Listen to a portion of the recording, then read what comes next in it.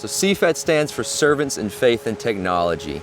What I really enjoy about it is reaching people at the level that they're at, using resources they have to meet their basic human needs. Our motto is sharing God's love in practical ways, and so we do that through training, mission teams, and international projects, and then our campus programs. So we're a community development organization. We work with people to meet their basic human needs, to help them have a better life, live more abundantly.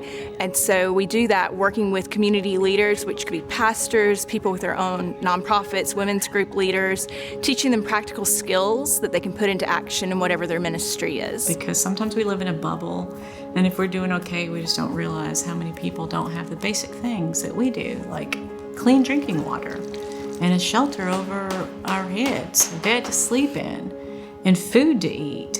And we don't have to worry that, for our basic safety and security and all that. So we have a responsibility to share the world's needs. Unfortunately, many churches and many mission groups go in and they want to apply relief to something we call development, which is long-term, helping people be sustainable and being able to take care of themselves and their families. So SIFAT focuses more on training, and our focus is to empower and teach people how to be self-reliant and be part of, in relationship with God, their church, their community, and their family. SIFAT was founded by two wonderful people, my grandparents, who they saw a need and they said, let's make a difference. Let's give it our all. Let's not just stand by and just watch this pain happen. Let's make a difference. And they started in the basement of their house, and it grew to what SIFAT is today. And I remember when I was a child growing up, and my cousin was a missionary in Africa, and he would come and tell us about people who had never heard of Jesus. And I thought, how could they live? What hope could they have? I'm going to spend my life telling people about Jesus. And I had planned since I was preschool. I felt I was called to be a missionary. Jesus took 12 men and taught them for more than 3 years. And the question is, what did he teach them? Well, I think there's a strong argument to say that he taught them what love was, because he used the Old Testament and said the greatest commandment is to love, and the second is like it, that we love our neighbor as ourselves. And this is probably what he took 3 years to instill in his disciples. Then the question comes down, if love is the great command, how do you do it?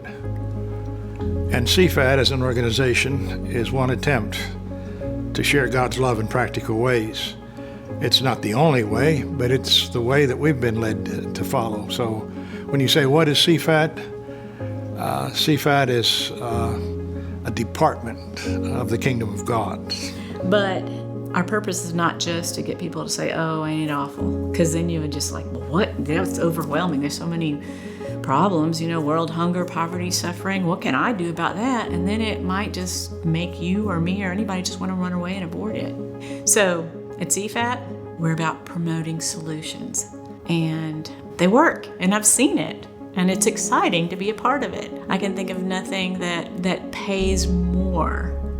Not dollar signs, because that's not a lot of money in it, but just with just deep satisfaction and purpose of life, that there's a reason why I'm on this planet, on this earth, and it is to share God's love in practical ways. We want you to feel empowered when you leave SIFAT, to know that there is something you can do to make a difference. Even if it's on a small scale, you can make a difference, and that's what we want. We want you to feel empowered, to not just feel the sympathy, but the empathy to make action.